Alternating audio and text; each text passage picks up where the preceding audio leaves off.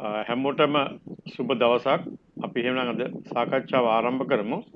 අපේ කලින් තිබ්බ YouTube වැඩසටහන් වලට ආපු කමෙන්ට්ස් කීපයකුත් තියෙනවා. ඒතකොට වැඩසටහන අතරතුර අපි මේ කමෙන්ට්ස් කීපයකට හරි පිළිතුරු දෙන්න බලාපොරොත්තු වෙනවා. ඊට අමතරව මේ සාකච්ඡා සම්බන්ධයෙන් වැඩි දුර අදහස් දැනගන්න ඕන නැත්නම් වැඩි දුර විස්තර දැනගන්න ඕන නම් අපි ඩිස්ක්‍රිප්ෂන් කොටසේ දාලා තිනවා අපිව සම්බන්ධ කරගන්න පුළුවන් ටෙලිෆෝන් නම්බර දෙකක්. ඒ ටෙලිෆෝන් නම්බර ඇමතීමිනුත් මේ සාකච්ඡා කරන කරුණු පිළිබඳව වැඩි විස්තර දැනගන්න පුළුවන්. ඒතර අද සාකච්ඡාව ආරම්භ කිරීම සඳහා මුලින්ම අවස්ථාව අපි ලබා දෙන්නේ පණ්ඩුක මහත්මයාට. පණ්ඩුක ඔයාගේ ප්‍රශ්න ඉදිරිපත් කරන්න. ඔව් මේ සාරි මහත්මයා ඇත්තටම අද දින මේ ආරම්භ කරන හදන්නේ මේ දැනුම සම්බන්ධව තියෙන ඇතුළේ තියෙන ගැටලු සම්බන්ධව කීපයක් ප්‍රශ්න කරන්න. මම මුලින්ම ප්‍රශ්න කරන්නම්. පළවෙනි මගේ ප්‍රශ්නේ තමයි දැනුම කියලා අපි කතා කරනවා නිතරම දැනුම කියන එක අපේ මේ යන ගමන් මාර්ගයේදී. ඇත්තටම මම දන්නා විදිහට දැනුම කියලා කියන්නේ පාලියෙන් ඒකට කියන්නේ විඥානය කියලා. එතකොට ඇත්තටම මේ දැනුම කියලා අපි අදහස් කරන්නේ මොකද්ද? හොඳයි පණ්ඩුක දැනුම කියන එක ගත්තම අපිට නිර්වචනය කරන්න පුළුවන් තමන්ගේ මතකයන් වල එකතුව කියලිවෙරලා දැනුම්. ඒ කියන්නේ මතකයන් කියලා කියන්නේ දැනුම් නේද පණ්ඩුක? මතකයන් වල එකතුව ඒ මතකයන් රැඳිලා තියෙන්නේ සාමාන්‍යයෙන් හැම දෙයක්ම මතක තියෙනවද පණ්ඩුක? නැත්නම් විශේෂ අවස්ථා විතරද මතක තියෙන්නේ අපේ මේ මතකයන් විදියට? ඔව් සමහර වෙලාවට මෙහෙම තියෙනවා. දැන් අපේ සමහර මතකයන් වල තිබිලා දැන් ඒවා ඩිලීට් වෙලා ගිහිල්ලා නැති වෙලා ගිහිල්ලා අලුත් දේවල් මතකයට ඇවිල්ලා තිනවා. සමහර දේවල් මතකයට අපි ගන්නෙම නැහැ. සාමාන්‍යයෙන් මම මේ ප්‍රායෝගිකව අපි ජීවත් වෙනකොට ලබන අත්දැකීමක් විදිහට මම කිව්වේ. හොඳයි. එතකොට දැන් අපි දැනුම් කියන ඒවා පණ්ඩුක සම්බන්ධ වෙන්නේ නැත්තම් මේවා රැඳිලා තියෙන්නේ මතකයන් විදිහට රැඳිලා තියෙන්නේ මොලේ කියන ඉන්ද්‍රියේ. එතකොට දැන් අපි ගත්තොත් එහෙම අපේ නම අපේ මේ ඉගෙන ගන්න භාෂාවන් එතකොට රැකී ආරක්ෂා කරන තනතුරු එතකොට එදිනෙදා කරන කටයුතු මේ සෑම දෙයක්ම මොලේ කියන ඉන්ද්‍රියේ තමයි තැන්පත් වෙලා තියෙන්නේ. මේවා දැනුම් කියන ඒවා. හැබැයි මේ දැනුම් වලට අමතරව වෙනමම තියෙනවා ශක්තියක් දැනුම කියලා ශක්තියක්. එතකොට ඒකේ තමයි දැන් අපි ගත්තොත් පණ්ඩුක අපි බාහිරව තියෙන එක එක ස්වභාවයන් තියෙනවානේ බාහිරව ශක්ති ස්වභාවයන්. අපි මේ උදාහරණ විදිහට ගමු මොනවද ශක්ති ස්වභාවයන් කියලා. දැන් සමහර වෙලාවට කේන්ති යන ස්වභාවයන් තියෙන්න පුළුවන්. සමහර වෙලාවට ආස වෙන ස්වභාවයන් තියෙන්න පුළුවන්. සමහර වෙලාවට ඊර්ෂ්‍යා හිතෙන ස්වභාවයන් තියෙන්න පුළුවන්. එතකොට මේවා ඇවිල්ලා ශක්ති ස්වභාවයන් කියන එක තේරෙනව නේද පණ්ඩුකට? දැන් මම ඔය කියපු උදාහරණ ටික ගත්තොත් එහෙම දැන් අපි සාමාන්‍ය උදාහරණයකට අපි අරගමු දැන් සාමාන්‍යයෙන් ආහාරයක් ගන්නකොට ඒ ආහාරය ගන්නකොට තියෙනව නේද යම්කිසි ස්වභාවයක් තියෙනවා නේද? ඒ ආහාරය ගන්නකොට වින්දනයක් කියන ස්වභාවයක් තියෙනවා නේද පණ්ඩුක? ඔව්. එතකොට යම්කිසි රූපයක් අපි දකිනකොට වින්දනය කියන ස්වභාවයෙන් එහෙම තියෙන්න පුළුවන් නේද? එක එක රූප දකිනකොට අපි පණ්ඩුක. දැන් අපි විරුද්ධ ලිංගිකයෙක්ව දකිනකොට එක ස්වභාවයක් තියෙන්නේ. එතකොට එක එක වෙනම එක එක ඩිසයින්ස් එහෙම දකිනකොට ඔය කාර් වල එහෙම නැත්නම් වාහන වල එක එක ඩිසයින්ස් නැත්නම් එක එක ගෙවල් දකිනකොට ඒ ගෙවල් නිර්මාණය වෙලා තියෙන ආකාරය අනුව එතන තියෙනව නේද යම්කිසි වින්දනයක් කියන කොටසක් තියෙනව නේද පණ්ඩුක? ඒ නිවස කියන එකට අමතරව ඒකට සම්බන්ධ වෙච්ච ශක්ති ස්වභාවයක් නැත්නම් වින්දනය කිරීමේ ස්වභාවයක් එතන තියෙනවයි කියන එක තේරෙනවද පණ්ඩුකට? ඔව් ඔව්. එතකොට ඊළඟට දැන් අපි පොඩි කාලේ ඉඳලා අම්මයි තාත්තයි එක්ක තමයි ජීවත් වෙන්නේ. මේ අම්මයි තාත්තයි නෑදෑයෝ මේ අවට වටපිටාවේ ඉන්න මිනිස්සු සමග ජීවත් වෙනකොට ඒ මිනිස්සුන්ට කේන්ති යනකොට ඒ කේන්ති යන ස්වභාවයෙන් අපිට දකින්න පුළුවන්. එතකොට දැන් ඒ වගේම එක එක ආසා වෙන දේවල් තියෙනවා නම් ඒ ආසා වෙන ස්වභාවයන් දකින්න පුළුවන් නේද අම්මගෙනුයි තාත්තගෙනුයි ගත්තොත් එහෙම අපිට පණ්ඩුක. එතකොට මේ විදිහට දැන් මේවා අපි මේ අපේ දැනුමට එන්නේ හිතලා බලලාද දැනුමට ගන්නෙ නැත්නම් අපි මේක බලනකොටම මේක ඇවිල්ලා ශක්තිය තැම්පත් වෙනවද අපි ළඟ පණ්ඩුක? කොහොමද ඒක විස්තර කරන්නේ පණ්ඩුක? නෑ ඇත්තටම මේ මම මේකට තව පොඩි හරස් ප්‍රශ්නයක් වගේ ගන්නම්. ඇත්තටම දැන් ඔතන කියවුණා මේ ශක්තිය දැනුම කියන්නේ ශක්තියක් කියලා. එතකොට මට මෙතනදී යම් කිසි ගැටලුවක් මතුවුණා. දැනුම ශක්තියක් වෙන්නේ දැනුමේ තියෙන දත්තවලටද නැත්නම් දැනුමෙන් ගන්න සිතිවිලි වලටද කියලා. ඔව් දැන් මේ දැනුම් කියන ඒවා දත්ත කියන ඒවා රැඳිලා තියෙන්නේ මොලේනේ. මොලේ කියන ඉන්ද්‍රියනේ රැඳිලා තියෙන්නේ පණ්ඩුක. ඒ දත්ත දැන් අපි උදාහරණයක් විදිහට මම මේ විදිහට උදාහරණයක් පැහැදිලි කරලා දෙන්න. දැන් අපි කියමු අම්මා කියන දත්තය ගමු අම්මා කියන එක. එතකොට අම්මා කියන එක රැඳිලා තියෙනවනේ තමන්ගේ මොලේ කියන ඉන්ද්‍රියේ දත්තයක් විදිහට. හැබැයි ඒ අම්මා කියන කොට යම්කිසි ස්වභාවයක් එතන තියෙනව නේද? ගුණයක් තියෙනව නේද එතන පණ්ඩුක? තියෙනවා. එතකොට එතන ගුණයක් තියෙනවා. එතකොට ඊළඟට මම කිව්වොත් අපි හිතමුකෝ ඔය අම්මා කියන එකම මම කියනවා මද කියලා ඉවරලා කියනවා කියලා. එතකොට මද කියන එකත් දත්තයක් නේද? ඔව් දත්තයක්. මේ දත්තයට අමතරව එතන ගුණයක් තියෙනවා කියන එක තේරෙනවද පණ්ඩුකට? ඔව්. ඔව්. පැහැදිලිද මං කියන්නේ? මේ මගේ අම්මා එතකොට මේ මගේ කියගෙන මේ ලොකු කොටසක් එතන සිද්ධ වෙනව නේද? ශක්ති ස්වභාවයක් තියෙනව නේද? අර වචනෙට අමතරව. වචනේ ඇවිල්ලා අම්මා කියලා කියනකොට අකුරු තුනක් නේ අම්මා කියලා කියන්නේ. එතකොට ඒ අකුරු තුනට අමතරව එතන හැංගිච්ච එතන ගුණයක් තියෙනවා කියන එක තේරෙනවද පණ්ඩුකට? ඔව් අපි කිව්වොත් ඒකට ඇත්තටම ඒක තමයි ඒක ස්වභාවයක් කියලා කිව්වොත් හරියද? ඔව් දැන් අපි ඒක ස්වභාවයක් ශක්ති ස්වභාවයක් ඒ කියන්නේ. එතකොට දැන් මල කියන එක ගත්තොත් මල කියන්නේ වචනයක් නේ. එතකොට මේ වචනේ තැම්පත් වෙන්නේ මොලේ කියන ඉන්ද්‍රිය නේද පණ්ඩුක? ඔව් ඔව්. නමුත් මීට අමතර මේ වචනයට අමතරව වෙනම ස්වභාවයක් තියෙනවා කියන එක තේරෙනවද? ඒ මල කියන මල දැක්කම එතන කැමැත්ත කියන එතන ආකර්ශනීය ස්වභාවයක් තියෙනවා කියන එක තේරෙනවද පණ්ඩුක? තේරෙනවා. ඔව්. එතකොට දැන් ඒකත් ශක්ති ස්වභාවය ඒක ශක්ති ස්වභාවය. අර මල කියලා කියන්නේ අපේ භාෂාවෙන් මල කියලා කියන්නේ. ඔව්. එක්කෝ ඉංග්‍රීසි වලින් ෆ්ලවර් දැන් මේ මල හරි ෆ්ලවර් හරි මේවා වචනනේ මේවා ඇවිල්ලා වචන. නමුත් මේ ස්වභාවයන් කියන දැන් අපි මල කියලා කිව්වොත් එහෙම මුළු ලංකාවේ ඉන්න සෑම මිනිස්සෙක්ටම මල කියලා කිව්වම එකම අර්ථයක්ද තියෙන්නේ අර්ථයන් දෙකක්ද තියෙන්නේ පණ්ඩුක?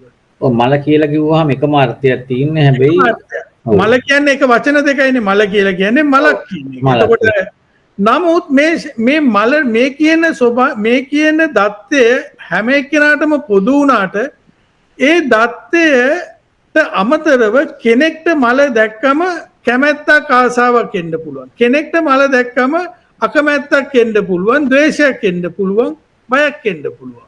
පැහැදිලිද මං කියන්නේ? පැහැදිලි. එතකොට ඒ ශක්ති ස්වභාවය එක එක්කෙනා ගන්න විදිය වෙනස් නේද පණ්ඩුක?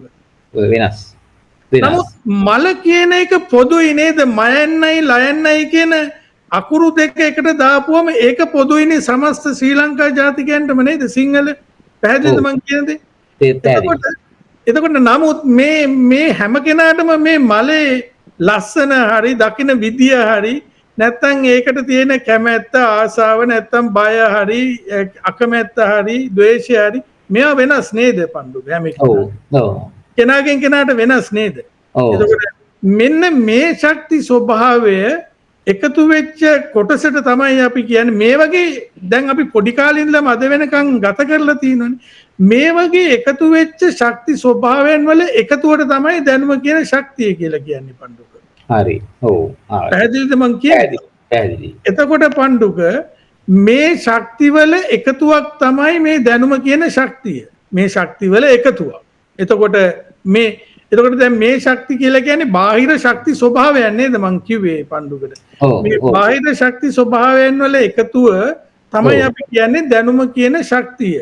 එතකොට දැන් මේ දැනුම කියන ශක්තිය පණ්ඩුක අපි විමසලා බලලා මේ ශක්ති ස්වභාවයන් මොනවද කියලා අපි හරියට තේරුම් ගන්න තියනවාද මේ කියන අපි මේ වෙනකොට ඔව් ඔව් එහෙම තේරුම් අරගෙන නැහැ නේද ධර්මමාර්ගය කියන එක තේරුම් අරගන්න ක්‍රමයක් නැහැ නේ එයාට ඒ භව ස්වභාවයන් සම්බන්ධ වෙනවා නේ එකතු වෙනවා එතකොට දැන් අපි මේ මාර්ගයේදී පැහැදිලි කරලා දෙන්නේ මේ ශක්ති ස්වභාවයන් ක්‍රියාත්මක වෙන සුළුයි මේවා දැක්ක ගමන් නැවත ක්‍රියාත්මක වෙන සුළුයි පණ්ඩුක ශක්ති ස්වභාවයන්. එතකොට මේ ස්වභාවයන් කොහොමද එන්නේ කියන එක අපි බලන්න ඕනේ විමසලා බලන්න ඕනේ.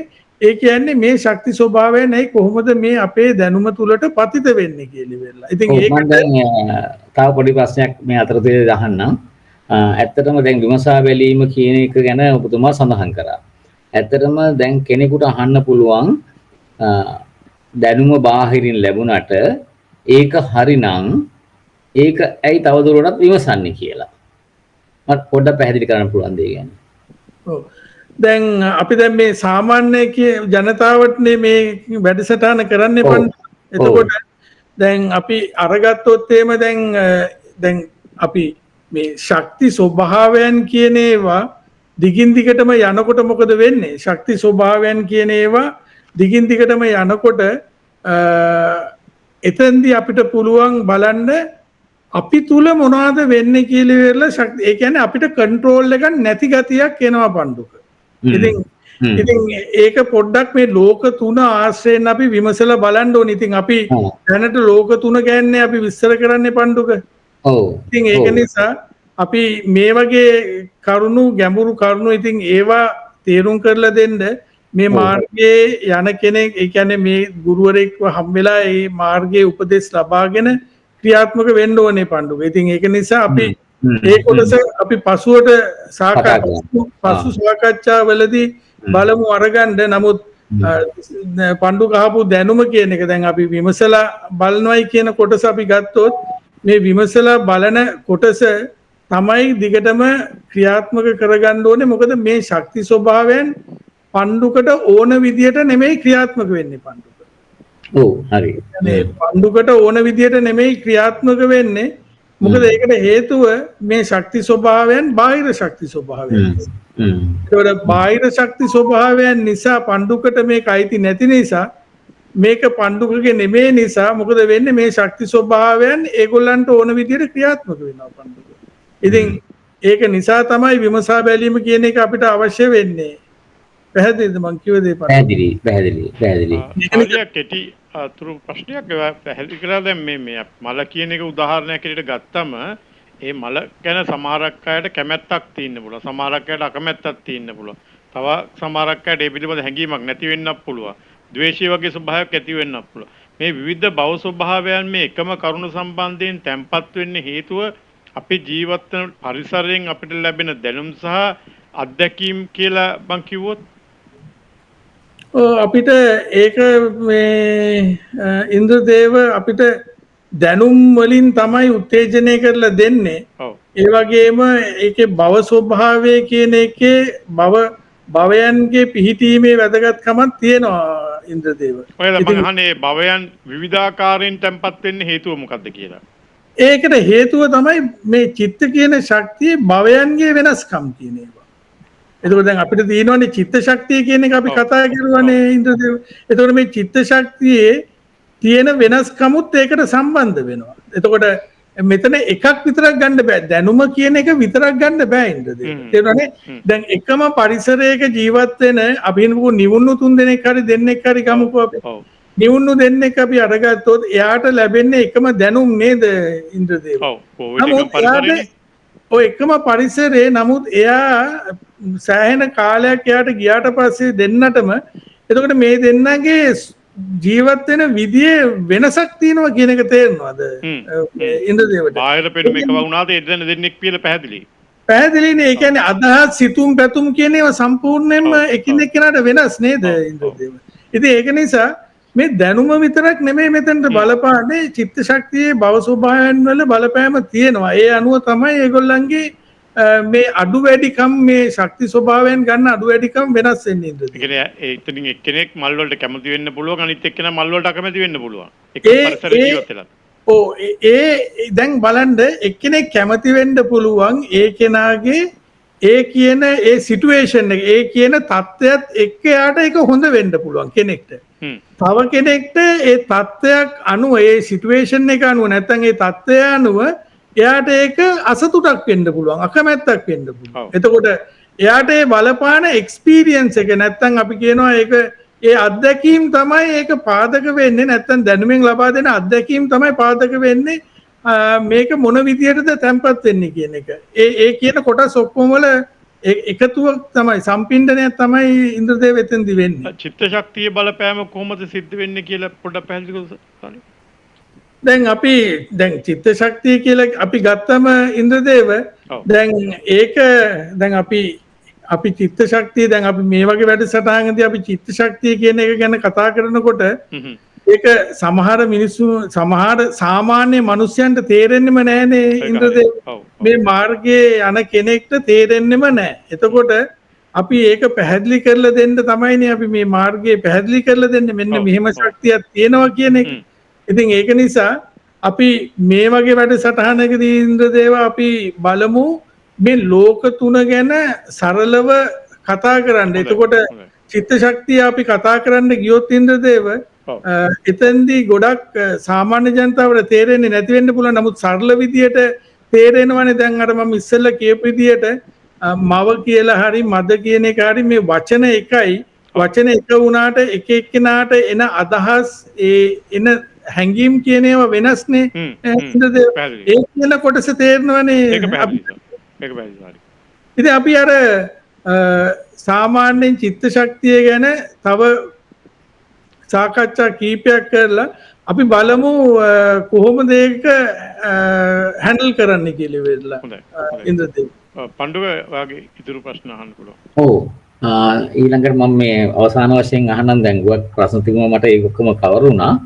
ඇත්තටම මේ මං හිතන විදිහට දැන් අපි මේ පැහැදිලි කරගත්තොත් හොඳයි කියලා මේ දැනුම කියන එක දැන් අපි දන්නවා ඇත්තටම දැනුම තියෙනවා මේ දැනීම් කියලා තියෙනවා. ඒ කුමන විදිහට ආවත් මේවා ඔක්කොම දැනෙන්නේ මොළේ කියන ඉන්ද්‍රියටනේ.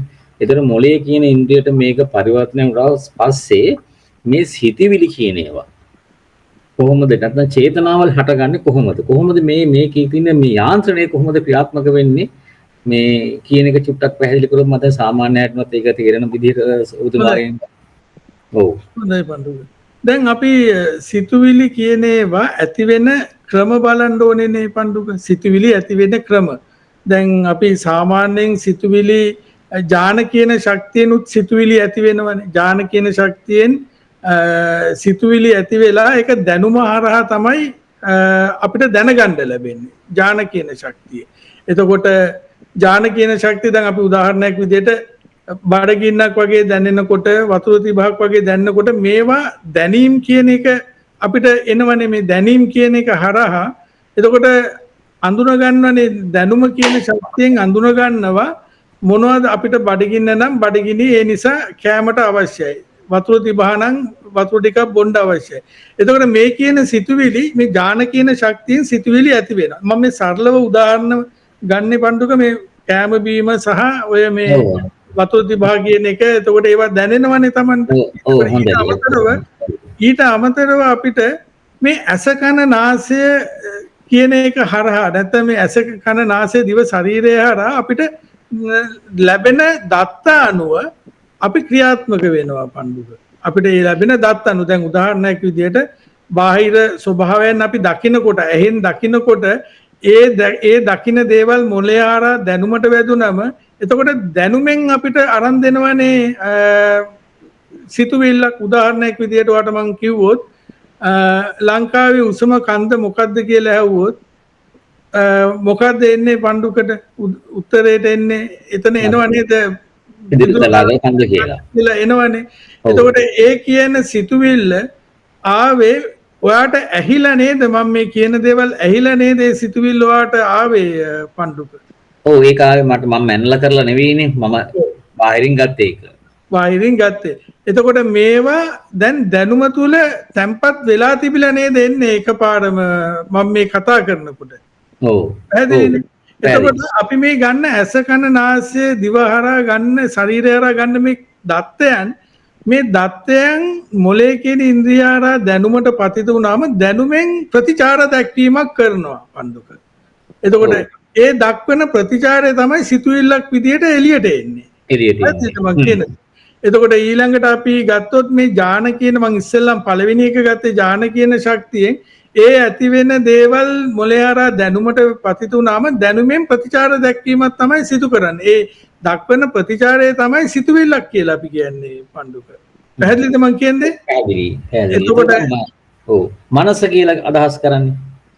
ඔව් දැන් අපිට මනස කියන එක අපි ගත්තම දැන් උදාහරණයක් විදියට පණ්ඩුකට දැන් මං අහුව නේද මේ අපි මං අහපු උදාහරණේ පණ්ඩුකට ආවනේ පිදුතලාගල කියලා ඉවර වෙලා සිතුවිල්ලක් ආව නේද? ඔව් ඔව්. එතකොට මේ සිතුවිල්ල නේද ඔයාගේ දැනුම තුල තියෙන අන්තිම සමරි එක නිගමනයේ එක නේද පණ්ඩුක? ඔව් නිගමනයේ එක. දැන් ඔය ඇවිල්ලා මං අහපු කරුණේ නිගමනයේ නේ ඔයවා මට දුන්නේ. ඔව්. ඔයා මං අහපු නිගමනයේ ඔය මම අහපු ප්‍රශ්නේ නිගමනයේ තමයි ඔයා කිව්වේ පිදුතලාගල කියලා. ඔව්. ඔය මම පොඩි සරල උදාහරණයක් කිව්වේ. එතකොට මේ වගේ ඔයාට වෙන හැම දෙයකම නිගමනයක් කියලා ඉවරලා තියෙනවා අපේ මේ දැනුම කියන එක. පැහැදිලිද මං කියන්නේ? පැහැදිලි. එතකොට මේ සිත කියලා කියන එක කවුරු හරි කෙනෙක් ඉන්න එකක්ද පණ්ඩුක? මේක ක්‍රියාවලියක් කියන එක තේරෙනවද පණ්ඩුකට? ඔව් ක්‍රියාවලියක්. ඒ කියන්නේ අපේ මේ දැනුම් එකතු වෙලා තියෙන තැන අපේ එක එක්කෙනා ගත්ත දැනුම් වල අනුව අන්තිම නිගමන එළියට එනවානේ නිගමන.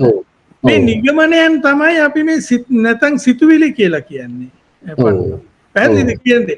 එතකොට මේ සිත කියලා කියන එක අපිට මේ අනන්‍යතාවයක් දෙන්න පුළුවන්ද? සිත කියලා කෙනෙක් ඉන්නවා කියලා අනන්‍යතාවයක් දෙන්න පුළුවන්ද අපිට? ඔව් නෑ කෙනෙක් ඉන්නවා කියලා කියන්න බෑනේ. ඔය ඒව පොඩ්ඩක් විස්තර කරගෙන යන්න ඕනේ පසුවට මම දැනට මේ කියන ලෙවල් එකකින් නවත්තන්න.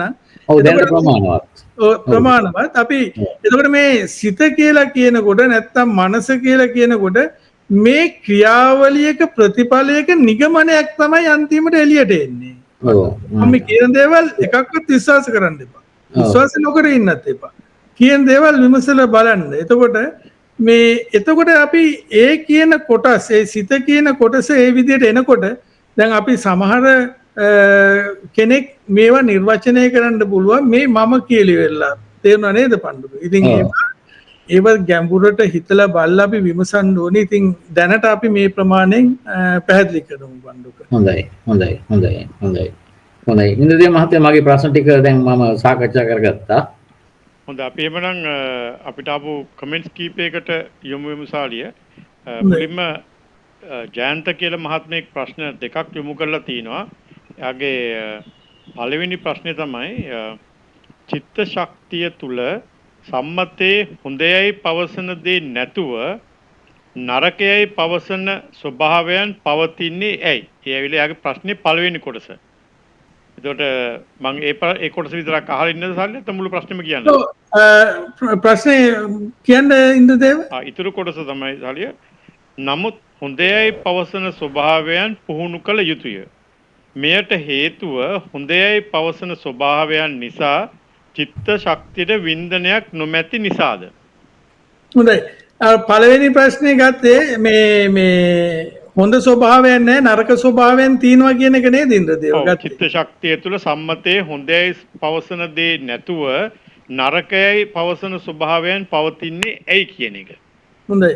දැන් ඉන්ද්‍රදේව ඒක දැන් ප්‍රශ්නේ තියෙන්නේ චිත්ත ශක්තිය අපි ගත්තොත් එහෙම චිත්ත ශක්තියේ නොදැනුවත්කම කියන කොටස මුල් කරගෙන තමයි අපි ගත්තොත් නොදැනුවත්කම එක මුල් කරගෙන ඇලීම කියන කොටස හරහා තමයි ඔය වින්දනය කියන කොටස් එතකොට ඇලීම වින්දනය කියන කොටස් ඊළඟට මම මගේ කියන ස්වභාවයන් මේවා දිගින් දිගටම මේ ස්වභාවයන් එකතු වෙලා තමයි ඇවිල්ලා තියෙන්නේ. නැත්තම් මේ ඕනකමකට නෙමෙයි ඉන්ද්‍රදේව මේක වෙලා කරන කෙනෙක් ඉන්නවා කියන එක නෙවෙයි. නෙමෙයි. මෙතන අර නොදැනුවත්කම කියන කොටස තියෙනවා. දැන් අපි හිතමුකෝ සුද්ධ ශක්තියක් මේ ශක්තිය නොදැනුවත්කම මේට සමාන තව ශක්ති තියෙන්න පුළුවන් ඉන්ද්‍රදේව. එතකොට ඒ ශක්තිත් එකට ඇලෙනකොට මොකද වෙන්නේ? එකින් එකට ඇලෙනකොට එතකොට වින්දනය කියන කොටස් කියන ඒවා අනිවාර්යයෙන්ම නිර්මාණය වෙනවානේ. වින්දනය කියන කොටස්. එතකොට ඊළඟට මම මගේ කියන කොටස් නිර්මාණය වෙන්න පටන් ගන්නවා. එතකොට දැන් ඇලෙනවයි කියන්නෙම නොදැනුවත්කම කියන එක තේරෙනවද ඉන්ද්‍රදේව? මම කිව්වොත් ඉතින් මේ වගේ මේ විදිහට එකින් එක මොකද වෙන්නේ? භව ස්වභාවයන් එකතු වෙවි තමයි ඇවිල්ලා තියෙන්නේ. ඉතින් මේකට ප්‍රධානම හේතුව තමයි නොදැනුවත්කම කියන එක ඉන්ද්‍රදේව. ඒක තමයි මට පැහැදිලි කරලා දෙන්න තියෙන්නේ. එතකොට දෙවෙනි ප්‍රශ්නයෙන් අහන්නේ වින්දනයක් නැති හින්දාද මේ හොඳ භවයන් ඕනේ කියලා කියන ප්‍රශ්නේ. යා කියන්නේ දැන් මේ නරක භවයන් එනං හොඳ නැත්තම් ඒව ඉවත් කරන්න නම් හොඳ භවයන් පුරුදු පුහුණු කරන්න එපේ. නමුත් මේකට අපහසුව තියෙන්නේ මේ හොඳ භවයන් කියන ඒ වලින් අපිට වින්දනය නොමැති නිසාද මේ හොඳ භවයන් පුරුදු පුහුණු කිරීම අපහසු වෙලා තියෙන්නේ කියලා. දැන් ඒක වෙන්නේ මෙහෙමයි. දැන් අර මම ඉස්සෙල්ලා කිව්ව උදාහරණෙම මම තව ටිකක් පොඩ්ඩක් ඒක එක්ස්ටෙන්ඩ් කරනවා. ඒක දිගුවක් කරන්න. දැන් නොදැනුවත්කම නිසානේ මම අර කිව්වේ ඇලීම කියන කොටසට ඇවිල්ලා වින්දනය මම මගේ කියන වංචාව කියන කොටස් මේවා දිගින් දිගටම වර්ධනය වෙනවනේ. එතකොට දැන් ඉන්ද්‍රදේව මේ විදිහට එකින් එකට ඇලි මේ විදිහට ගියොත් මේ කියන ස්වභාවයන් දිගින් දිගටම තව වර්ධනය වෙන එක නේද වෙන්නේ ශක්ති ස්වභාවය. ඔව් සාලි උතෙන්දී අර නොදන්නාකම කිව්වම කෙනෙක්ට හිතෙන්න පුළුවන් මේක මේ දැනුමට සම්බන්ධ දෙයක්ද කියලා. ඒක අපි ඉංග්‍රීසි භාෂාවෙන් කියනවා අන්කොන්ෂස් කියන වගේ අදහසක් දෙන්නේ ඔකට. අපි නෑ අපි ඒ කියන්නේ නොදන්නකම කියලා කියන්නේ අපි ගත්තොත් එහෙම අන්අවයර්නස් වගේ එකක්. ඉග්නොරන්ස් වගේ කියන එක. ඉන්ද්‍රදේව. දැන් දැන් උදාහරණයක් විදිහට අපි හිතමු ඉන්ද්‍රදේව මේ විදිහට. අපි හිතමුකෝ වතුර තියෙනවා. වතුරට පොල් තෙල් වගේ දාපුවම ඒ දෙක එකින් එකට මිශ්‍ර වෙන්නේ නැහනේ. මිශ්‍ර වෙන්නේ නැහනේ. නමුත් වතුරට මොනවා හරි කලරින් එකක් දැම්මොත් එකට මිශ්‍ර වෙනව නේද? ඉන්ද්‍රදේව මිශ්‍ර වෙනවා. සමහර ඒවා මිශ්‍ර වෙනවා. එතකොට මේ වගේ මිශ්‍ර වෙන ශක්තියින් තියෙනව නේද? එතකොට මේ මිශ්‍ර වෙන්නේ මෙයාට ගුණයක් තියෙනව නේද? ඇලින කියන ගුණයක් තියෙන්න ඕනේ නේද? ඉන්ද්‍රදේවට ඒක තේරෙනවද මම කියන දේ? එතකොට මම කිව්වොත් මේ ඇලීම කියන එකට හේතුව නොදන්නකම කියලා. ඔව් ඒක පැහැදිලි. එතකොට ඒක පැහැදිලි. මම කියපු දේ. එතකොට මේ නොදන්නකම කියන එක දිගින් දිගටම ඉස්සරහට ගියොත් තව ශක්තියින් එකතු වෙවි මෙයාට යන්නේ. එතකොට මෙතන උදාහරණයකට අර පළගෙටියන් ගින්දරට පයින්නවා වගේ වැඩක් මේක. නොදන්නා කම ඉඳන් ඒක පිච්චෙනවා කියලා දන්නේ නැති ඉඳනේ පනින්නේ. එතකොට දැන් ඉන්ද්‍රදේව අපි නමුත් දැන් අපිට පුළුවන් නම් අර ශක්තිය කියන එක දැන් දැනට වෙලා තියෙන්නේ මේ ශක්තිය එකට එකතු වෙලා තියෙන්නේ. දැන් මේ තව භවෙන් කීපයක් එක්කනේ මේ චිත්ත ශක්තිය තියෙන්නේ. එතකොට අපිට පුළුවන් නම් මේ චිත්ත කියන ශක්තිය සුද්ධ ශක්තියක් විදිහට තියාගන්න. පැහැදිලිද මං කියන දේ? ඒ කියන්නේ භවයන් රහිත කියන ශක්තියක් විදිහට තියාගන්න තිබෝ. දැන් අපි උදාහරණයක් විදිහට ගත්තොත් ඉන්ද්‍රදේව මේ විදිහට අපි හිතමුකෝ විදුලි බලය කියලා ඉවරලා. අපි කියමුකෝ විදුලි බලය මේ කියන විදුලි බලය අපි හිතමු මේ වයර් එකේ තියෙනවයි කියලා ඉවරලා ලයිට් 30ක් තියෙනවයි කියලා මේ වයර් එකෙන් විදුලිය සපයන. අපි එතකොට මේ ලයිට් 30 අපි ගමුකෝ භවයන් කියලා ඉවරලා. ලයිට් 30 භවයන්. එතකොට පාට ලයිට්ස් කියලා හිතන්නකො පාට 30ක්. එතකොට පාට ಜಾති 30ක් කියලා අපි නිකන් හිතමුකෝ. එතකොට ලයිට් එතකොට මේවා පත්තු වෙන්න මේවා සම්බන්ධ වෙලා තියෙනකොට පත්තු වෙනවා නේද? ඒ කියන්නේ. එතකොට විදුලි බලය කියන එක ප්‍රකාශ වෙනවනේ, ගලාගෙන යනව නේද භවයන් වලට? ක්‍රියාකාරී ස්වභාවයක් තියෙනවනේ ඒක. ඔව් දැන් විදුලි බලය කියන එක වයර් එකේ තියෙනවා. පැහැදිලිද? එතකොට වයර් එකේ තියෙනවා. නමුත් දැන් මේක ලයිට් කහපාට ලයිට් එක පත් වෙනකොට මොකද වෙන්නේ? එතකොට විදුලි බලය ප්‍රකාශ වෙනව නේද කහපාට ලයිට් එක විදියට. ඒතර විදුලි බලය කියන්නේ කහපාට බල්බ් එක කියලා අපිට සාමාන්‍යයෙන් ගන්න පුළුවන්. එතකොට ඒ කහපාට බල්බ් එක නෙමෙයි විදුලි බලය කියලා කියන්නේ. විදුලි බලය කියලා කියන්නේ විදුලි බලය කියන එක. ඒක බල ශක්තියක්. ඒක ශක්තියක්. බලස දැන් මේ අපිට පුළුවන් නම් මේ ලයිට් 30ම අයින් කරලා අපිට විදුලි බලය කියන කොටසේම ඉන්න පුළුවන් නම් එතකොට එතන ශුද්ධ ශක්තිය විතරයි නේද තියෙන්නේ. ඔව් ඒකට අමතරව ඒක ස්වභාවයක් නැහැ එතකොට. ඒ කියන්නේ මම ලයිට් 30ම අයින් කරුවොත් එහෙම එතනදි තියෙන්නේ විදුලි බලය විදිහටම රැඳෙන එක නේද වෙන්නේ. ඒක ප්‍රකාශ වීමක් වෙන්නේ නැහැ නේද? එතකොට අපිට ඒක එතකොට ගන්න පුළුවන් ශුද්ධ ශක්තියක් කියලා වෙලා ඒ කියනකොට ඒ කියන්නේ ශක්තිය වෙන පැති මම මේක සාර්ථක උදාහරණයක් නෙමෙයි මම කියන්නේ මේක මේ තේරුම් කරලා දෙන්න. පැහැදිලිද? එතකොට මෙන්න මේ අර ලයිට් 30 අයින් කර ගැනීමට තව ශක්තියක් අවශ්‍යයි නේ. ලයිට් 30 අයින් කර ගැනීමට. ඉතින් ඒ ලයිට් 30 අයින් කර ගැනීමට තමයි ඔය ප්‍රඥාව ආදරය කියන නැත්නම් ධර්ම භවය කියන කොටස වැදගත් වෙන්නේ ඉන්ද්‍රදේව. මොකද නැත්නම් ආයේ ලයිට් එකක සම්බන්ධ වෙන්න පුළුවන් මේකට. ඔව් මොකද ලයිට්ස් ප්‍රමාණය එන්න වැඩි වෙනවා මිසක් එන්න අඩු වීමක් තියනවද තව? නොදන්නාකම තිබෙනවා. එතකොට මෙතනදී වැදගත් වෙන්නේ ලයිට්ස් ටික අයින් වෙලා අර ධර්ම භවය කියන එක ආපුවම විදුලි බලය විදිහටම තියෙනවා. එතකොට ශක්තිය ප්‍රකාශ කිරීමක් ගලා යෑමක් නෑ නේද? ඉන්ද්‍රදේව වෙන කොහෙටවත් ගලා යෑමක් නෑ. ශක්තිය විදිහට ශුද්ධ ශක්තිය විදිහට පවතිනවා කියන එක තමයි ඉන්ද්‍රදේව කියන්න තියෙන්නේ. ඉතින් ඒක තමයි මේ ප්‍රශ්නේ කොටසක් තියෙනවා මේ සාලිය මේ හොඳයි පවසන භව ස්වභාවයන් පුහුණු කළ යුතුයි කියලා. මොනවද මේ හොඳයි සම්මත භව ස්වභාවයන්? ඔව් දැන් අර අපි ලයිට් 30 ගත්තොත් එහෙම ලයිට් 30න් ගත්තොත් අපි තුමුකෝ මේවා මේ නිවනට නිවීම කියන එකට විපක්ෂ අර ශුද්ධ ශක්තිය කියන එකනේ අපි අන්තිමටම එන්නේ.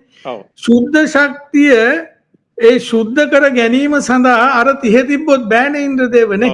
එතකොට මේ කියන ශක්ති 30 නැත්තම් නිවීමට විපක්ෂව තියෙන ශක්තියින් අපිට පුළුවන් ඇති කරගන්න මේ විමසා බැලීම යථාර්ථය දැකීම ප්‍රඥාව ආදරය වගේ කියන භවයන් හරහා මොකද කරන්න පුළුවන් අර ශක්ති අර නිවනට විපක්ෂව තියෙන ශක්තියින් ටික පරිවර්තනය කරගන්න පුළුවන් ප්‍රඥාව ආදරය කියන කොටසට.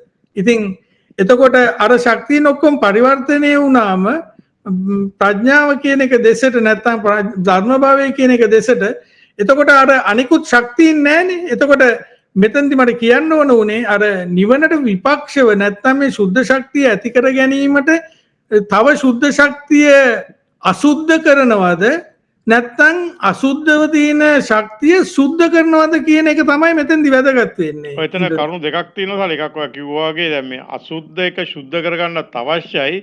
ඒ වගේම ආපහු මේක අසුද්ධ වෙන එක වළක්වන්නත් අවශ්‍යයි. වළක්වන්නත් අවශ්‍යයි. ඉතින් ඒකට තමයි ඔය ප්‍රඥාව ආදරය කියන කොටස් දෙක වැදගත් වෙන්නේ. ඒ කියන්නේ ඔක්කොම භවයන් මේ කියන කොටස් දෙකට පරිවර්තනය වෙලා අන්තිමට ප්‍රඥාව කියන එකම තමයි අන්තිමට මේ ධර්ම භවය කියන එකම තමයි අන්තිමට එන්නේ. ඉතින් ඒක සුද්ධ ශක්තිය කියලා අපි කියමුකෝ ඉන්ද්‍රදේව දැනට පැහැදිලිද මං කියන දේ? එතකොට යාන අන්තිමටම දැන් මේ නමුත් මේක ක්‍රියාවලියක් හැටියට ගත්තම පුද්ගලයෝ හැටියට ගත්තම මේකට යොමු වෙන පිරිසත් ඉතා අඩුයි. මේකට දුෂ්කර ක්‍රියාවලියක් හැටියට සැලකෙන්නේ. ඒකට හේතුව මේ නිවනට හිත කර බල නැත්නම් විමසීමේ අතාර්ථයේ ප්‍රඥාව ආදරය කරුණා කියන මේ භවයන් උද්දීපනය කිරීම පෝෂණය කිරීම තුලින් අපිට වින්දනයක් ලැබෙන්නේ නැති නිසාද මේකට මේ ක්‍රියාවලිය මෙතරම් අපහසු වෙලා තියෙන්නේ කියලා. දැන් ඔය වින්දම තමයි ඔය මේ දැනට අපි කතා කරන මනුෂ්‍යයා කියලා කියන්නේ ඥානයි දැනුමයි චිත්ත කියන ශක්ති තුනේ එකතුවනේ. ඒ ශක්ති තුනේ එකතු වෙලා තියෙන්නෙම වින්දනය කිරීම උදෙසා ඉන්ද්‍රදේව. ඉතින් ඒ වින්දනය කිරීම උදෙසාම තමයි මේක ක්‍රියාත්මක වෙන්නේ. හැබැයි මම කිව්වොත් එහෙම මේ වින්දනය ඥාන කියන ශක්ති ස්වභාවයේ වින්දනයත් චිත්ත ශක්තිය දැනුමේ කරගෙන දැනුමේ වින්දනයේ චිත්ත ශක්තිය කරගෙන. එතකොට දැනුමේ වින්දනයත් චිත්ත ශක්තිය. දැන් මේ අනිත් අයගේ තියෙන ශක්තියින් වල වින්දනයන් මොනවද වෙලා තියෙන්නේ? තමන්ගේ කරගෙන චිත්ත ශක්තිය කරගෙන නේද? මේ මම කියන්නේ තේරෙනවද? එතකොට ඉන්ද්‍රදේව දැන් මේ වින්දනයන් කියන ඒවා දිගින් දිගටම මේ විදියට ගියාපුවම කවදාක්වත් ඇලීමෙන් ගැලවීමක් තියනවද ඉන්ද්‍රදේව? ගැලවෙන්නේ තව තවත් ඇලෙනවනේ. තව තවත් ඇලීමනි සිදුවෙන්නේ එහෙනම් මේ ඇලීමෙන් ඉස්සෙල්ලාම ගැලවීම සඳහා නැත්තම් මේ ජරා වෙලා තියෙන ශක්තිය චිත්ත ශක්තිය සුද්ධ ශක්තිය කර ගැනීම සඳහා තමයි අපි ක්‍රියාත්මක වෙන්නේ. ඒ සුද්ධ ශක්තිය කර ගැනීම සඳහා සෑහෙන වෙහෙසක් දරන්න වෙනවා මේක සුද්ධ කර ගැනීම සඳහා. ඉතින් ඒකට තමයි ඔය විමසා බැලීම යථාර්ථය සහ ප්‍රඥාව කියන ආදරය කියන කොටස් වැදගත් වෙන්නේ ඉන්ද්‍රදේව. ඔයතර මෙතන මේ වින්දනය වෙනුවට අපිට කීත හැකි මේ නිවනට හිතකර භවයන් උද්දීපනයේ පෝෂණය වීම තුලින් ලැබෙන්නේ වින්දනය නෙවෙයි සුවය කියන ස්වභාවය. එතන දැවීම් තැවීම් කියන ස්වභාවය නෑ කියන එක. ඔව් මොකද ශක්ති තුනක් එකට ඇලුනට පස්සේ හැමදාම සදාකාලිකවම ඇලි ඇලිනේ ඉන්න වෙන්නේ ඉන්ද්‍රදේව. අනිකට යුද්ධයක් නේ. ඔව් එතකොට ඇලි ඇලි දිගටම ඉන්නවයි කියලා කියන්නේම ප්‍රශ්නයක් කියන එක. ශක්ති තුනක් එකතු වෙලා ඉන්නවා. එතකොට තමන් සුද්ධ ශක්තිය විදියට ඉන්නවා නම් එයාට සුද්ධ ශක්තිය විදියට සදාකාලිකම ඉන්න පුළුවන් නේ ඉන්ද්‍රදේව. ඔව් පැහැදිලි. පැහැදිලිද මං කියන්නේ ඉන්ද්‍රදේව? ඉතින් දැන් වෙලා තියෙන්නේ ශක්ති ගලා යෑමක් සිදු වෙනවා භවයන්ට. ඉතින් ඒක හින්දා තමයි මේ කියන ප්‍රශ්නේ ඇති වෙලා තියෙන්නේ.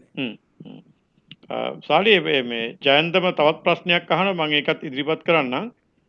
චිත්ත ශක්තිය තුල භවයන් චිත්ත ශක්තිය ආරම්භයේදී තිබුණේ නැද්ද? මේ වෙලාව ප්‍රශ්නේ පළවෙනි කොටස. හොඳයි. දැන් ඒකට මං හිතන්නේ මං උත්තරේ දුන්නා ඉන්ද්‍රදේව ඉස්සෙල්ලා. ඒ කියන්නේ චිත්ත ශක්තිය කවදා හරි සුද්ධ ශක්තියක් විදියට තියෙන්න ඇති. තේරෙනවනේ?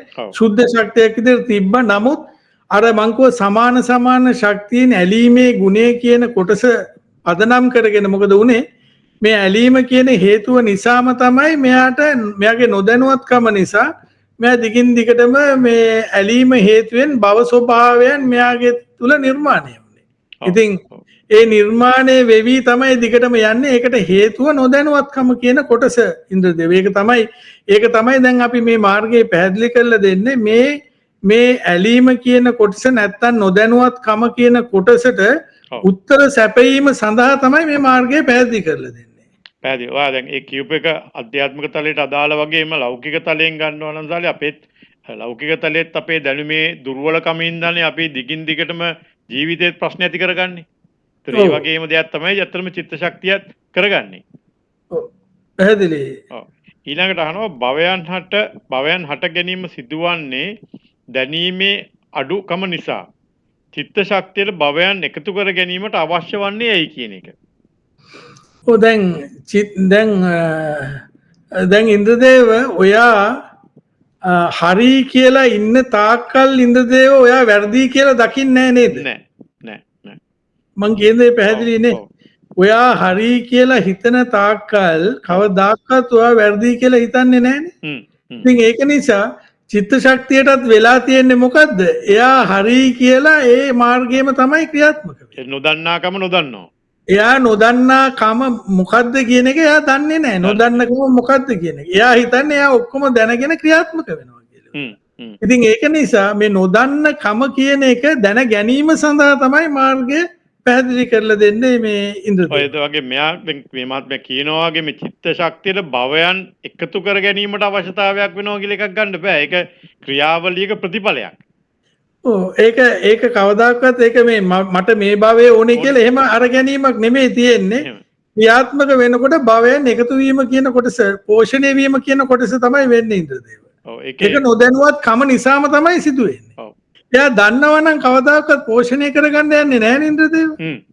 දන්නේ නැති නිසාම තමයි පෝෂණය වීම කියන එක සිදු වෙන්නේ. ඇත්තටම මේ ආධ්‍යාත්මික තලයේ ක්‍රියාවලිය ලෞකික තලෙත් අපි ජීවත් වෙන විදිය අනුව ප්‍රශ්න ඇති කර ගැනීම දක්වාම ඒකට නිකන් සාමාන්‍යයෙන් ලෞකික තලෙන් උදාහරණයක් අරගෙන ඔක හිතන්නත් පුළුවන්. ඔව්. ඒකේ අන්තිම කොටස දෙන්නේ මේ සාලිය චිත්ත ශක්තියට භවයන්ගෙන් ලැබෙන්නේ මොනවද කියන එක. ඔව් චිත්ත ශක්තියට භවයන්ගෙන් ලැබෙන්නේ වින්දනය කියන කොටස්නේ. වින්දනය කියන කොටස තමයි මූලික කරගෙන ක්‍රියාත්මක වෙන්නේ. ඒ කියන්නේ වින්දනය ලැබීමට විවිධාකාරයේ මාර්ග හොයනවා. ඕ ඉතින් වින්දනය කියන කොටස එන්නේ නොදැනුවත්කම කියන එක නිසා. ඉතින් අර මේක වින්දනය කියන එක චිත්ත ශක්තිය දන්නේ නැහැ මේක తాවකාලික වින්දනයක් කියන එක. එතකොට මේ తాවකාලික වින්දනයක් වෙනුවෙන් චිත්ත ශක්තිය ක්‍රියාත්මක වෙනකොට මේ අපි සම්මුතියේ ගන්න මරණය නිසා දැනුම කියන එකෙන් අතහැරෙනවනේ චිත්ත ශක්තිය. ඔව්. එතකොට නැවත චිත්ත ශක්තිය දැනුම කරා නැවත නැවත හොය හොය යන්න වෙනවා. එතකොට මොකද එයා හිතන්නේ මේක සදාකාලිකව වින්දනය කරන්න පුළුවන් කියලා.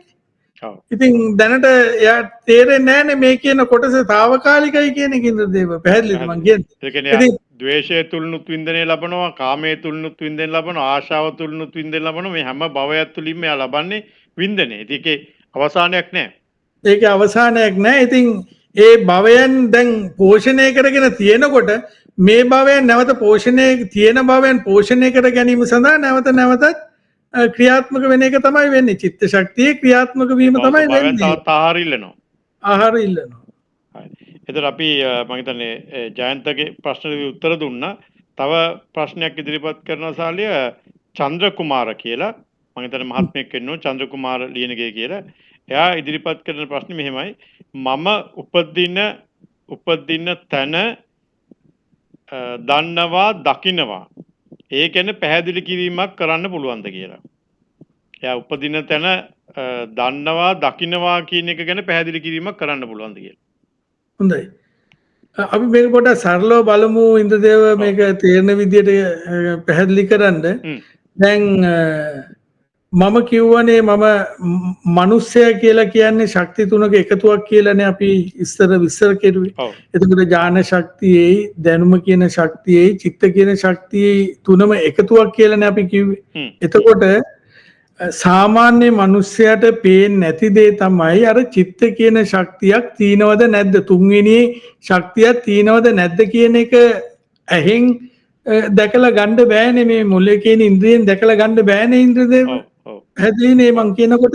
එතකොට ඒ චිත්ත ශක්තිය දකින්න නැති නිසා මොකද වෙන්නේ, දැන් දැනුමයි ඥාන කියන කොටසයි තමයි පේන්න තියෙන්නේ. ඉතින් මේ කොටස් දෙක තමයි මනුස්සයර තියෙන්නේ කියලා හිතන්නේ. නමුත් මේ කොටස් දෙක මේ ශරීරයවත් දැනුම්වත් කවදාකවත් නැවත ගිහිල්ලා දැනුමකට සම්බන්ධ වීමක් වෙන්නේ නැහැ. ඒ කොටස් දෙක తాවකාලික නිසා ඒ කොටස් දෙක විනාශ වෙලා යනවා. එතකොට පෞගිය වැඩසටහන ඉදිරිපත් කරා මේ ඥාන ස්වභාවය සහ දැනුම කියන ස්වභාවය සම්බන්ධ වෙලා තියෙන ශක්තියින් ඩිස්ඉන්ටිග්‍රේට් වෙලා නැවතත් ඒවල මූල ශක්තියින් බවට පත් වුණාට පස්සේ ඥාන ස්වභාවය සහ දැනුම කියන එක තවදුරටත් පවතින්නේ හෝ දිගින් දිගට යන්නේ නැහැ කියලා. දිගින් දිගටම යන්නේ නැහැ. නමුත් චිත්ත ශක්තිය කියන එක කවදත් පවතිනවා. ඒක භවයන්ගෙන් යුක්ත ශක්තියක්, භවයන්තියකින් යුක්ත ශක්තියක්. මේ ශක්තිය නැවත ගිහිල්ලා වෙරලා දැනුමක් හොයාගෙන යන එක තමයි කරන්නේ. එතකොට මේ චිත්ත ශක්තිය කියන එක දැකලා දැනගන්නවා කියනකොට අපිට නිකන් පේනවා වගේ අදහසක් එනවා ඉන්ද්‍රදේව. එතකොට එහෙම පේනව ගැන කතා කරන්නේ. චිත්ත ශක්තිය කියන එක එහෙම පේන දෙයක් නෑ. එහෙම චිත්ත ශක්තියට දැන් අපි අපේ මේ ශරීරය ගත්තම අපිට ඇස් දෙකක් තියෙනවා, පේනවා, ඇහෙනවා, ඒ දේවල් ඔක්කොම වෙනවා. ඒක මේ භෞතික ශරීරයට විතරයි. එතකොට ඒකයි දැනුමටයි විතරයි අදාළ වෙන්නේ. නමුත් චිත්ත කියන ශක්තියේ භවයන්තියක් තියෙන්නේ. මේ භවයන්තියට සමාන ශක්තියකට තමයි එයා ගිහිලා නැවත සම්බන්ධ වීමක් වෙන්නේ. ඒ කියන්නේ ඔකත් පැහැදිලි කරා අපි ඇහෙන් දකින්නවා කියලා කිව්වා. ඒ කියන්නේ මේ වාසයෙන් දකින්නවා කෝ ඊට පස්සේ මනසින් දකින්නවා කෝ නුවණසින් දකින්නවා කෝ අන්තිමට කෝ ප්‍රඥායසින් දකින්නවා කියලා. ඒතර ප්‍රඥායසට විතරක් ගෝචර එකක් තමයි චිත්ත ශක්තිය කියලා කියන්නේ. ප්‍රධාන වශයෙන්. ඉතින් ඒ ප්‍රඥාවට දැක ගන්න හැකියාව තියෙනවයි කියලා කියන්නේ එතනින් එහාට චිත්ත ශක්තිය නැවත දැනුමකට සම්බන්ධ වෙන්නේ නැහැ නේද දේව? ඔව්. ඒතකොට මෙතන අහන ප්‍රශ්නේ තමයි සාලිද මේ ඉපදීමක් ගැන අහනවනේ. දැන් මේ චිත්ත ශක්තිය ඉපදීමක් මැරීමක් එතකොට කතා කරන්න පුළුවන්ද? ඔව් නෑ, මම අර ඉස්සෙල්ලා කිව්ව විදිහට චිත්ත ශක්තිය කවදාකවත් මැරෙන්නේ නෑ ඉන්ද්‍රදේව. ඒකට ඉපදීමක් කියන එකක් නෑ. ඒක කවදත් ශක්තියක්.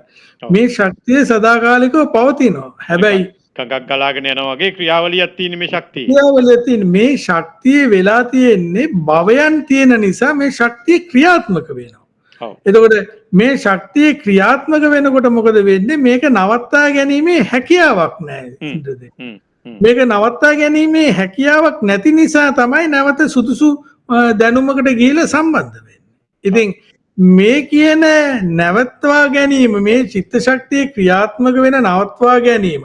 එහෙම නැත්නම් අපිට කියන්න පුළුවන් වෙනස් වීමෙන්. දැන් වෙනස් වීම කියලා කියන්නේ භවයන් චිත්ත ශක්තිය තුල තියෙනවා නම් වෙනස් වීම කියන කොටසට යටත්නේ චිත්ත ශක්තිය ඉන්ද්‍රදේව. ඔව් ඔව් එතකොට මේ චිත්ත ශක්තියේ වෙනසක් නොවෙනවයි කියලා කියන්නේ මෙයාට වෙන භවයක් නැහැ කියන එකනේ. එක භවයක් කියන එකයි නේ තියෙන්නේ ඉන්ද්‍රදේව. එතකොට එයාගේ ක්‍රියාත්මක වීමක් නැහැ කියන එකයි. ශක්තියක් ඇතුළත පවතිනවා ක්‍රියාත්මක වීමක් නැහැ. ක්‍රියාත්මක වීමක් නැහැ. ඉතින් මෙතනදී මේ අපිට මෙතනදී වැදගත් වෙන්නේ මේ චිත්ත ශක්තියේ ක්‍රියාත්මක වීම නවතිනවා. නමුත් මේ දැන් මාව උදාහරණයක් ගත්තොත් මේ ශාලියගේ ශරීරය සහ ශාලියගේ දැනුම් කියන ඒවා කවදාක්වත් නැවත ගිහිල්ලි වෙලා ඉපදීමක් වෙනවා කියලා එහෙම එකක් වෙන්නේ නැහැ. මොකද ඒකට හේතුව අපිට නොපෙනෙන ශක්තියක් තියෙනවා චිත්ත ශක්තිය කියලා වෙලා ඒ චිත්ත ශක්තිය තමයි සදාකාලිකවම පවතින ශක්තියක්. ඒකට මැරීමක් කියලා එකක් නැහැ ඉන්ද්‍රදේව. අපිට උපදීමක් මැරීමක් කියනවනම් ගන්න වෙන්නේ ශාලිය අපේ සිතිවිලි වල ඇතිවීම නැතිවීම සහ අරමුණු ඇතිවීම නැතිවීම වගේ දෙයක් නේද? ඔව් දැන් අපි සිතුවිලි ගත්තොත් එහෙම ඒ සිතුවිලි ඇති වෙනවා නැති වෙන කොටස් තියෙනවා. නමුත් හැබැයි අපි දැන් ඔය මම කියවනේ භවය චිත්ත ශක්තිය ක්‍රියාත්මක වෙනවයි කියලා ඉවරලා ඉන්නද? ඔය චිත්ත ශක්තිය ක්‍රියාත්මක වෙනවා කියන්නේම චේතනා ඇති වෙනවයි කියන එක. එතකොට චිත්ත ශක්තිය ක්‍රියාත්මක වෙනවද චේතනාව ඇති වෙනවයි චේතනා ඇති වෙනවයි කියන එකයි. එතකොට චේතනාවක් ඇති වෙලා නැවත චේතනාවක් ඇති වෙනවයි කියන්නේ නැවත භවයක් සම්බන්ධ වෙනවා. භවයක් සම්බන්ධ වෙනවා. තිබ්බ භවය අයින් වෙලා නැවත භවයක් සම්බන්ධ වෙනවයි කියන එකයි. ඉතින් මම ඒකයි කිව්වේ චිත්ත ශක්තියේ භවයන් තියෙන තාක්කල් චිත්ත ශක්තිය ක්‍රියාත්මක වෙනවා. එතකොට මේ චිත්ත ශක්තියේ ක්‍රියාත්මක වීම නවතිනවා ඔය මම කියන ධර්ම භවය කියන කොටසට ආපුවම. එතකොට ඒ ක්‍රියාත්මක වීම නවතිනවා කියලා කියන්නේ චේතනා කියන ඒවා. දැන් අපි ගත්තොත් එහෙම අපි ගත්තොත් එක භවයනේ ධර්ම භවය කියන එකනේ යන්නේ. ඒ ධර්ම භවය හරහා විතරමයි ක්‍රියාත්මක වීම සිදු වෙන්නේ. එතකොට අපි දැන් මොකද ධර්ම භවයෙන් නම් විතරම නම් ක්‍රියාත්මක වෙන්නේ වෙන භවයක් නැත්තම් එතකොට ඒක තුල ක්‍රියාත්මක වීමක් නැහැ නේද ඉන්ද්‍රදේව? එතකොට ධර්ම භවයේ විතරම නම් ක්‍රියාත්මක වීම සිදු වෙන්නේ. එතකොට කවදා හරි කෙනෙක් මේ ජීවිතය තුලදී ඒ කියන්නේ මේ කියන తాවකාලික ශරීරයයි දැනුමයි තියෙනකොට කවුරු හරි කෙනෙක්ට පුළුවන් නම් මේ චිත්ත ශක්තිය ධර්ම භවය කියන එක ඇති කර ගැනීමට එතකොට ධර්ම භවය කියන එක හරහා විතරමයි දැනුම සහ ශරීරය කියන කොටස් දෙක ක්‍රියාත්මක වෙන්නේ. එතකොට ඒ කොටස් දෙක తాවකාලිකව තියෙනවා. ඒ කොටස් දෙක නැවත විනාශ වෙලා ගියපො නැත්තම් මූලික ශක්තියින් බවට බිඳිලා යනකොට අර චිත්ත ශක්තියේ නොවෙනස් වීම කියන කොටස තමයි ඊට පස්සේ ඉතුරු වෙන්නේ. නැත්තම් ධර්ම භවය කියන සුද්ධ ශක්තිය කියන කොටස තමයි නැවත ඉතුරු වෙන්නේ ඉන්ද්‍රදේව. ඒක තමයි එතෙන්දී අපිට කියන්න තියෙන්නේ. එහෙම නැවත ඉපදෙනවා කියලා එහෙම එකක් නැහැ. නමුත් නැවත ඉපදීම කියලා කියන්නේ චිත්ත ශක්තියට ඉපදීමක් නැහැ. චිත්ත ශක්තිය දැනුමකට සම්බන්ධ වෙනවා කියලා තමයි අපිට ගන්න වෙන්නේ ඉන්ද්‍රදේව. ඒ දැනුමකට සම්බන්ධ වෙන්නේ චිත්ත ශක්තිය භවයන් එකකට වඩා වැඩියෙන් තියෙන නිසා. එතකොට චිත්ත ශක්තිය තුල ක්‍රියාත්මක වීමක් තියෙනවා. එතකොට ඔය චිත්ත ශක්තිය තුල ක්‍රියාත්මක වෙන එකම තමයි අපි කියන්නේ චේතනා ඇති වෙනවා කියලා. චේතනාවේ එක චේතනාවක් ඇති වෙලා ඉවර වෙනකොට තව චේතනාවක් නැත්තම් අර චිත්ත ශක්තිය තව භවයක් සම්බන්ධ වෙන භවයන් සම්බන්ධ වෙවි තමයි ක්‍රියාත්මක වෙන්නේ ඉන්ද්‍රදේව. ඒක තමයි පැහැදිලි කරන්න දෙන්නේ.